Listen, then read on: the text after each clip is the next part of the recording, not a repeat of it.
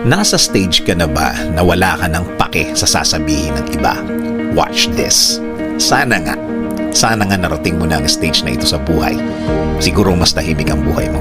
Mas may peace, mas may focus, mas may direction. Kasi nga, sa pangarap mo lang ikaw nakatutok.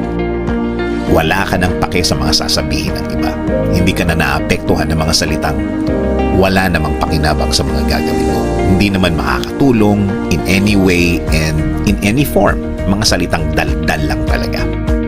Samahan ang mga taong pinili kang makasama. Dahil ang mga taong ito ay willing magbigay ng oras. Oras na pinili nilang i-share sa'yo.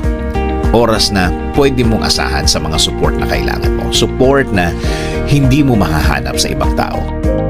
Sa stage ng buhay mo na yan, alam mo na ang mga taong insecure na ito ay mga taong may itinatago sa buhay nila.